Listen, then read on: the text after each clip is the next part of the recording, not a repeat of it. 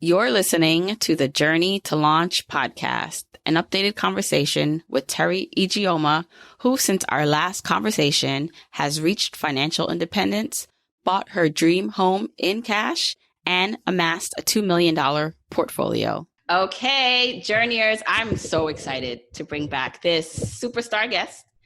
Teri, I think your episode, I felt like I got the most feedback from. So Teri Ijeoma was on episode 154 of the podcast. So you can listen to this one if this is your first time listening to Teri, and then make sure you go back and listen to that one. But when you were on that episode, so many people reached out to me after about, okay, I want to learn more about Teri, her course, because we talked about this course that we're going to talk about a little bit later, because you had such a dynamic story. So I don't want to go too deep in it, because I feel like if you heard it already, then you know. But I do want to, for people who are just wait, what's going on? Who is this girl? That they get just a brief sense of your journey to being Teri and I was going to say master, but is there a woman thing for master? Whatever. You're the master, man or woman. You're the master of trading. Thanks. And how you and how you got here, because I just think it's just so amazing. Well, quick recap is I used to work in education and nonprofits for about 10 years, and I dedicated my whole life to that. But I had a good time, but I was stressed and in toxic work environments and needed an exit strategy. So I decided that I was going to trade stocks in order to replace my income. And my last job, I was an assistant principal of an elementary school. I needed about $300 to replace my income. So that's what I did. Started trading stocks. I buy stocks, sell it a little higher, make that extra income. And then eventually I was able to quit my job and start traveling around the world. So went to Asia, Thailand, Vietnam, Australia, Israel. And then the last time we talked, I was actually in South Africa during our podcast. So it's just been amazing learning how to use stocks to afford my dreams. And now that's what I teach other students to do too. Yeah. And so that was the main thing people were saying, how do I, is Teri legit? So part of it was they just got that sense from you, because you have such I always say this because it's true. You have such a warm personality, and it's not just just online, in person. I've met you, and it's real, guys. I'm telling you, it's real, just the energy that she emits. And so I felt like that was a real draw for people, because sometimes within this space, you want to learn these things, but then you want to trust the person that you're going to be buying from or learning from. And when it comes to especially investing, there's so many, right? There's other legitimate sources that you can learn from. But I think in this sense, where it's such this goal that people want to learn to do, like trading, and it seems sexy and fun. Not only do you show the results, but you also know how to teach it too, which is within the course.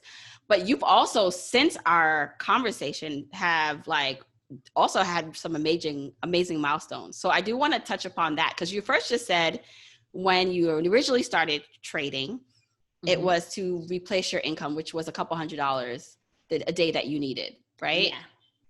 Since then, now you've come to the point where I don't want to steal your thunder, but tell everyone what you've been able to do even since our conversation last time. Okay. So our conversation was around February, and I just know that because I was in South Africa living my best life. And I'm so glad that I went right before COVID, because otherwise I would have been stuck at home. So that was one of those man, Lord, I'm so thankful I took advantage of that moment, because you just never know what's going to happen next. And since then, of course, came back home, stuck at home because quarantine happened. The market crashed, but that was a blessing, such a blessing, because for me, I know how to make money when the market goes up and down. So one of my big goals this year is I wanted to learn how to make six figures in a day in the stock market. Of course, I started at $300, worked up to $1,000. So my big goal was, can I make $100,000 in a day trading stocks? And girl, I did it. During quarantine, I did it actually several times. I did one on Boeing. I had $100,000 day. Then I did another one on American Airlines a little further down, made $200,000. Then I had a $500,000 day. So the stock market has been great. And I've been I've been amazing myself at the numbers that I've been able to do, which is pretty cool.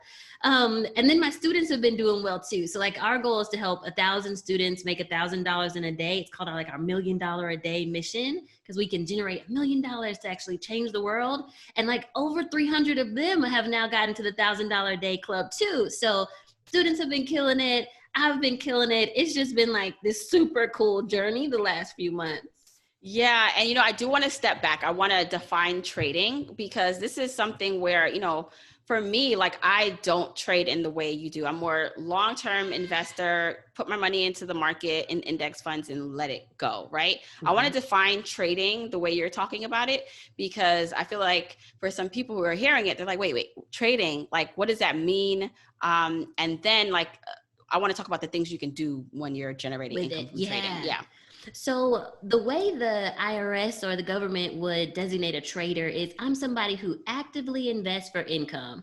So there's some people who may buy a stock today and then they hold it for the long term for retirement. Long term in investing world is like a year or more you hold a stock. But if you're trading, that means that you could be day trading or swing trading. Day is I get into a stock in one day and sell it that same day, or swing trading is I get into a stock and I hold it 3 days to a few weeks or even a couple months. But that would be an active investor, because we're trying to actively invest for income.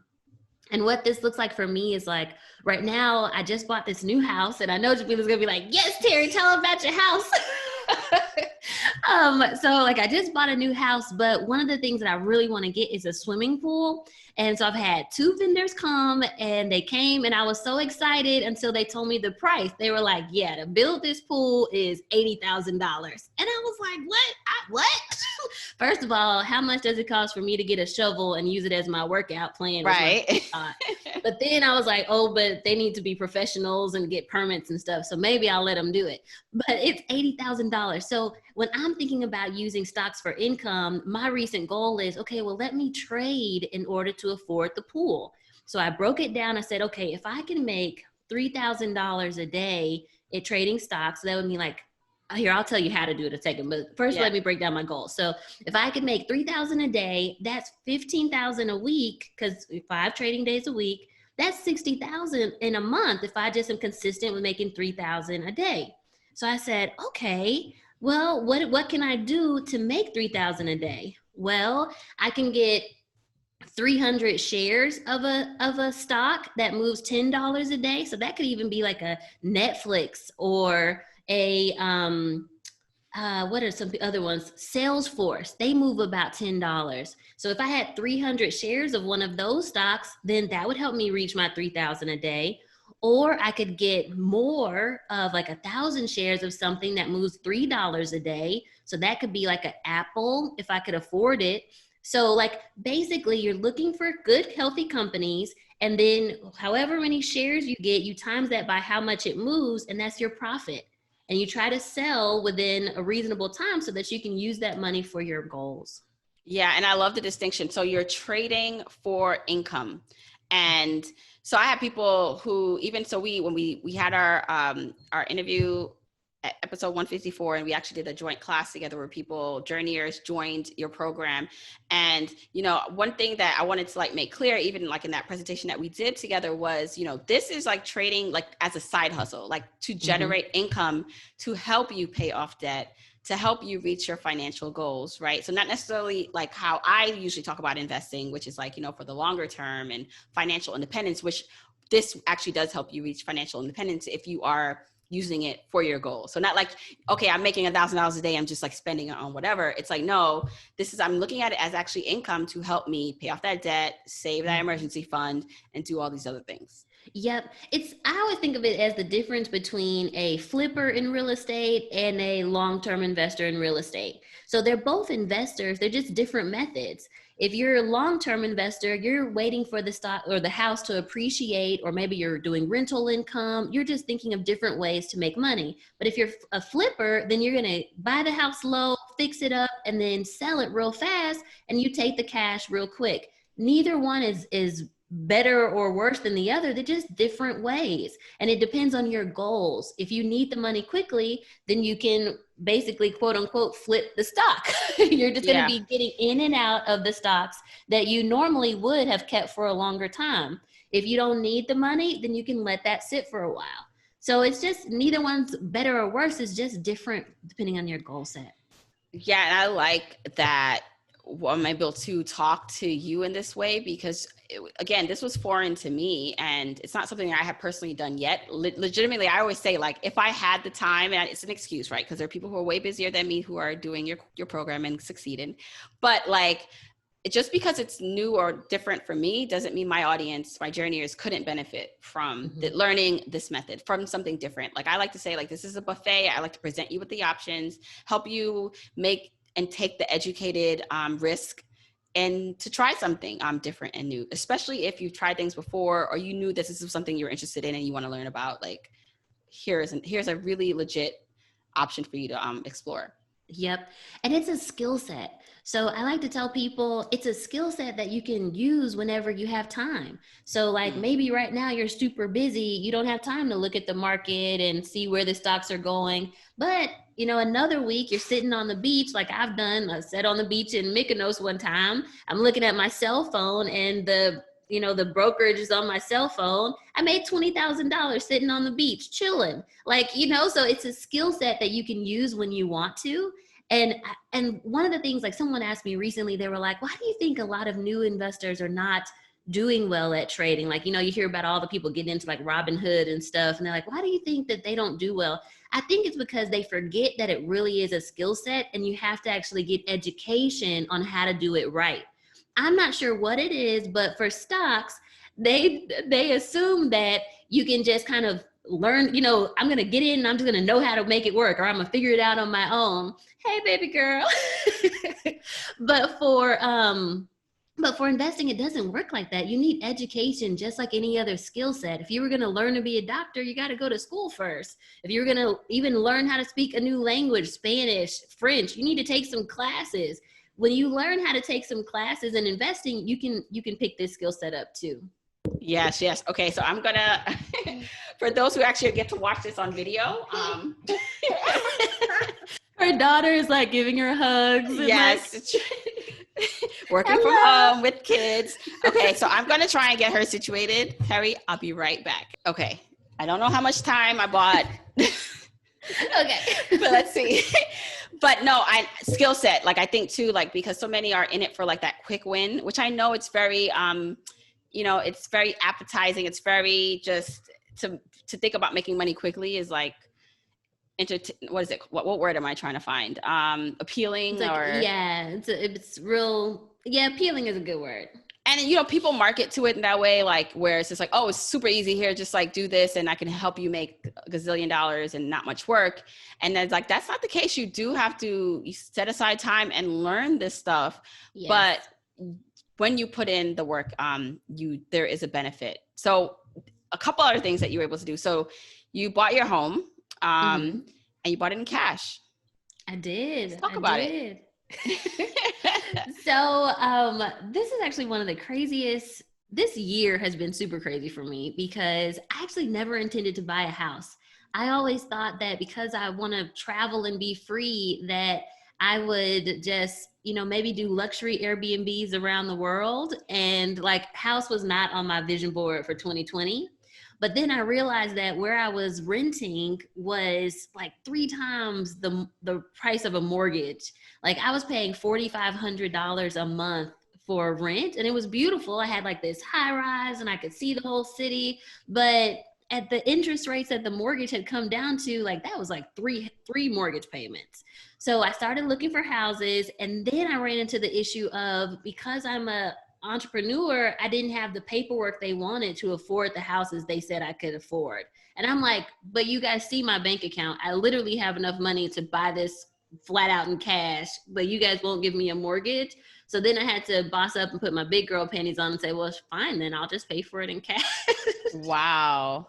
So what did being able to do something like that, right? Like that's one of my dreams, like to pay off my mortgage, and or if we wanted to buy something else, have enough like in cash to do that.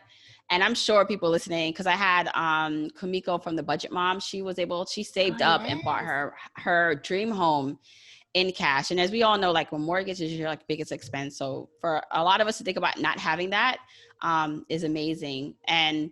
But the way you've done it, so like breaking down your path to being able to do this was like you saw an opportunity to just earn some money on the side and then replace your income. But then Right. there was an opportunity to, because you combine all your previous skill sets to like, as a, being in administration, to be able to teach this stuff. And I often think about like how many of us are sitting on a skill set that not only can we earn money from, like, if we were doing it one off, but also so many other people would want to learn from us, right? Like, what is that unique thing that you would be able to teach or do that you can bring to the world and have not only you benefit, like, and you make a profit, but your people like succeed. And I just think that's just an amazing story, because I know that everyone's like sitting on something that they could do that with. Yes. And I think if there's something that you hear people keep saying, please pay attention to it. Because for a while, I was running away from the gift of teaching. Even when I was in education, I always said, well, I don't want to be in the classroom. I think I actually would have loved it. Now, seeing how I enjoy teaching, and most of my students now are adults, like they're 35 to 55, either about to change jobs or looking to retire soon and want to make their money work for them. But I had always ran away from being in the classroom. I was like, I'm going to be in administration. I'll run the school, but not be in the class. But it's a gift. Everyone that I run into says, man, Teri, there's just something about the way that you teach. You know how to break it down and make it simple. Like, I can understand it when you teach it. And like, I think that is a gifting that just really speaks to me. That's my superpower. I'm a teacher. Yeah, yeah. And in terms of your journey to do this, right? So one of the things that we did talk about offline is that now you've also reached a point where you've reached financial independence. Like literally, if you did not want to like run your business anymore, right? Like you would be okay to sit and chill. Totally fine. Yep.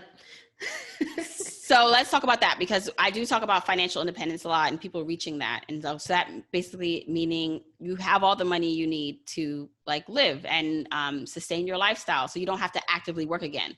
So for would that mean like literally like you wouldn't have to even do trade and travel anymore if you didn't want to? Like you could just trade your own money and be good, or you don't even have to trade again, really? I don't even have to trade again. So, okay, so let me paint a picture for you guys. Yeah. So imagine if this was you. So imagine if you were able to buy a home that was over $700,000 in cash. And imagine if Jamina's like smiling so big. She's like, oh, wow. Imagine if you were able to still pay your staff. Now I have 5 staff and 3 of them are family members. So now you're able to pour money into your family. Imagine if you were able to generate like hundreds of thousands of dollars in a day trading stocks, or you have a school that's also generating income because people are signing up each day. So this is my FI. So I reached a place where I've now have an account where I put like $2 million in it. And that account, even if it just makes 2% interest. And so I'm working with Trade Stations, my broker. They've been trying to help me figure out ways, because savings accounts don't have a lot of interest right now, but there are ways that you can invest in certain things. Like, I don't really like crypto, but there are certain crypto things that give a 2% return, or even the way I invest in stocks. There are some things where I could do a longer term investment and they move more than 2% a month. So even if the money in there was invested in a couple different stocks and it made 2% a month, that's still $40,000 a month. That was my whole assistant principal salary for the year back in the day. So now I've gotten to a place where my cash can start making me more in a month than I used to make in a year. I'm totally good. I don't have to have, I don't have to have the school. I don't have to really in day trade or swing trade if I didn't want to. But I mean, cool thing is I love both of those things. So I'm going to keep doing it. But yeah, that's where I'm at now. Yeah, and I think that is where everyone is working towards, because we often say, okay, what would you do if you did not have to earn the money, right? If you had enough money to never work again. And the fact that you're still working and doing it is a testament to like this being your passion. So I love also that you just said like you were employing your family members. And so again, I don't see why anyone else like wouldn't want to attempt this. Now, the one thing I will say is like, you know, you're one amazing case study, right? Like, I think like if there was a best case scenario, like you're like the, you know how they have like the range of people, Yeah. like you'd be the best case, like ultimate scenario. But, and you know, there, of course, I'm sure some people who with all intentions try to do something like this, but just, you know, can't get it off the ground. But what would be your thing for whether it's trading or something else that they should at least give it a try, and not look at the failure rate or the bad that can happen? Like, why should they focus on the best case scenario? Like, Good question.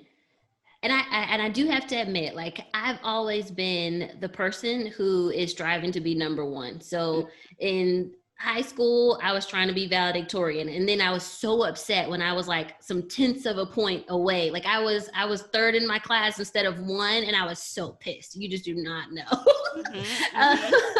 And then in college, like I went to MIT, and I still had I still got A's and B's. I had like a 4.5 GPA at MIT. Like, so yes, I do have to admit, like I am smart, and I always seek to be number one. So there is a piece of it that's like, please believe I worked super, super hard. This didn't just happen out of thin air. And like, I've been trading 10 years. So I didn't just start here. I started with losing all the money that I was making because I didn't know what I was doing. And then finally taking classes and becoming a better trader. So yeah, so it took some time to get here.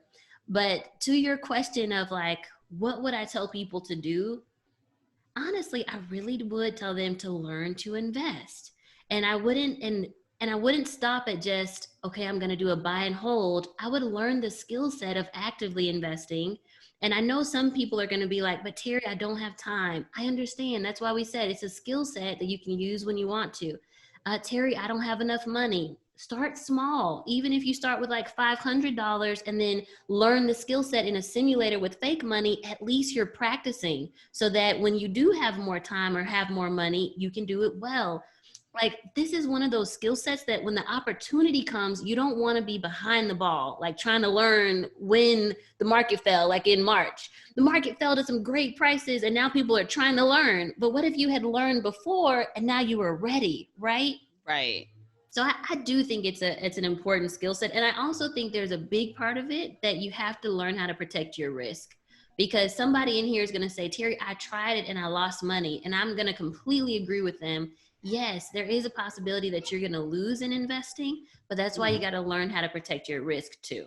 I'm happy that you also mentioned that the hard work it took you to get to where you are, and also your mindset. I think maybe we should spend a little bit of time here, because if there's going to be one thing that holds you back, it will be a mindset thing, right? It will be if you believe this is possible for you, if you believe financial independence is possible, if you believe you're going to be a success story.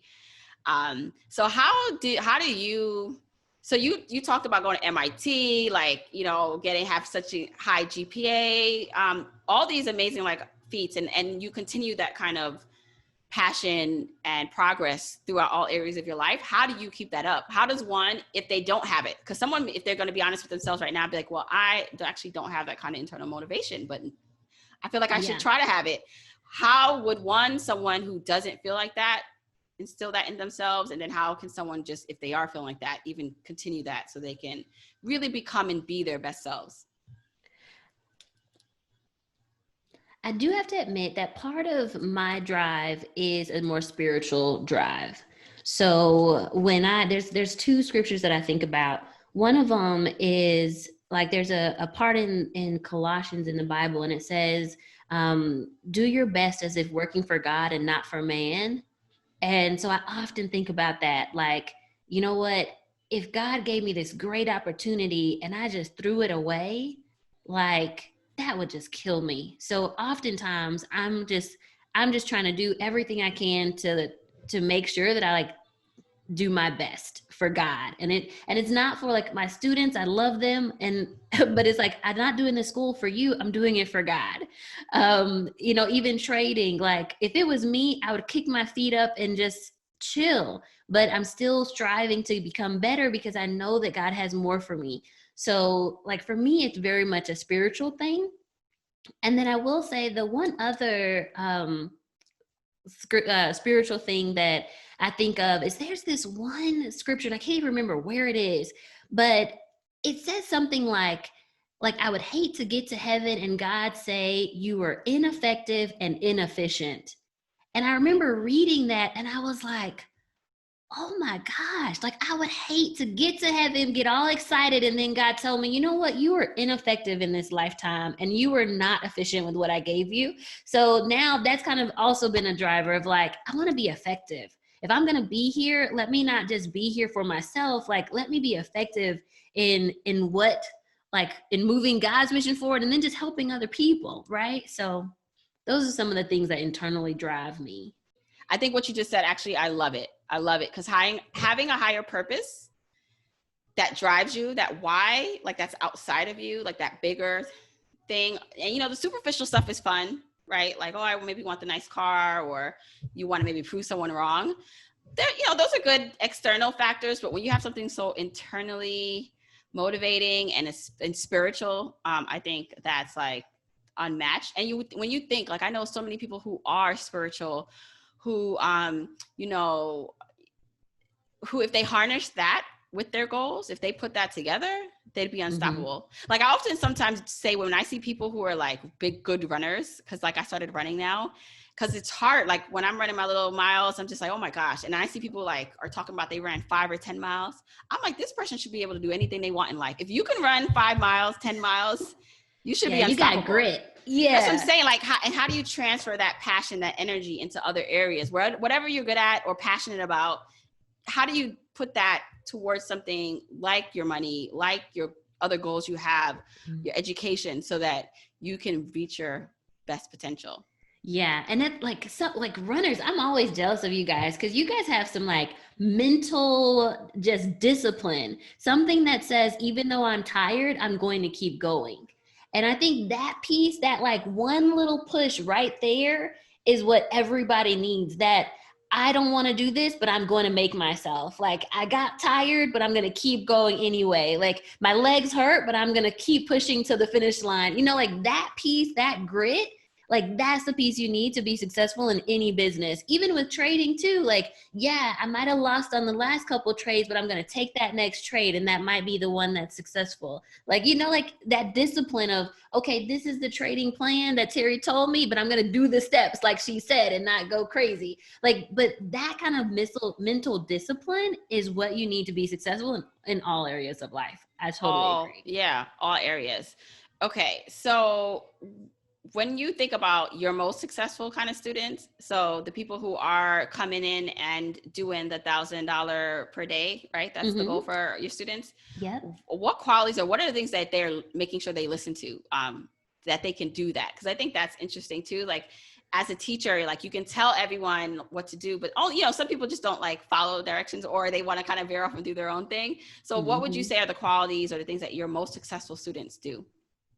One, they actually listen to the course.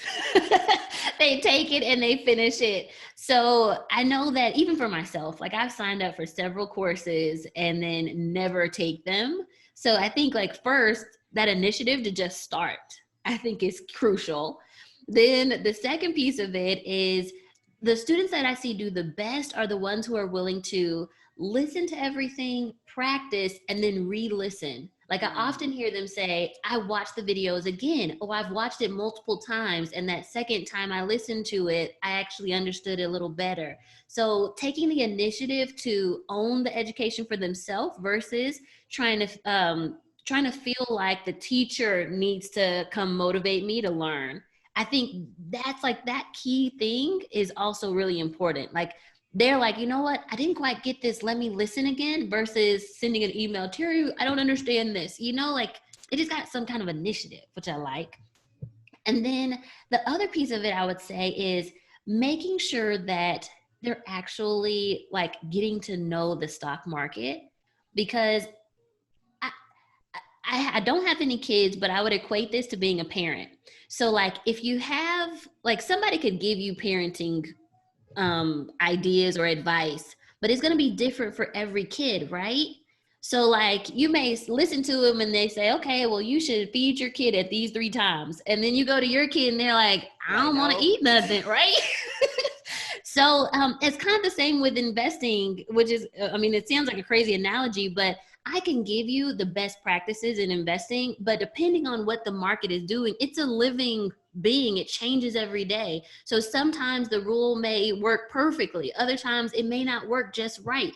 So there's some pieces of it that are also just getting to know the market. And that helps too with being a better investor. Yeah. And that adaptability, again, these are what all the qualities you just mentioned works in every area, like of something you're pursuing. Or that you're trying to learn, because adaptability to me is also really important, because look at, you know, the journey to financial independence, which involves so many possibilities and toolkits, one being trading, one being real estate investing, who, you know, there's so many things you can learn, right, and do, but the path itself is not always going to be straight, right? Who could have thought of COVID and, right, you know, the pandemic and certain things, even in your personal life, like all the, you know, something goes wrong with your car that you weren't expecting, or something throws you off, someone needs maybe money, and you have to be able to adapt and not be thrown off by those things. Yeah, it's going to happen. It may happen, but how can you set it up so that, one, you have the ability to make the best choices in that moment for yourself, but then adapt as you go. Exactly. Yep. Okay. So I think the last thing I want to talk about is just like what your future goals are. So with, you know, you'll be hearing a lot more from Teri. I'm so excited because in a future episode, it may be like a couple of days from now, I'm not exactly sure, next week, I want to bring on some journeyers who also became Teri students to talk about their experience with trade and travel. But I want to talk a little bit about what your future goals are, because I feel like you've done so much since our last conversation. So I don't want to put like a limit on like what that may be, but I'm just curious to like the woman who like literally does not have to work anymore, but still doing it and helping other people create wealth in their lives. Like, what is next for you? What are you looking forward to doing? Sleep. Yep. I'm just kidding. Good for you. But so I think the first thing is I still want to hit that 1,000 students. Like I told you, I'm very much about goals. And so we made this goal to have 1,000 students make $1,000 in a day. And so I just talked to my team and I said, well, we're at 300. What do we got to do to get to the rest of the way? Like there's probably things that we can improve for the actual student journey. So for the current students that are in the course, how do we make sure they're learning better? And then for new students, we probably need to recruit more students to come into the course. But how do we make sure that we're reaching this goal of generating $1 million a day? Like I just feel like if we have enough students generating money from the stock market, that literally can change the world. And so this is the mindset I have. So I'm like, what do we need to do to get there? So like, that's one, working to help more students learn how to invest.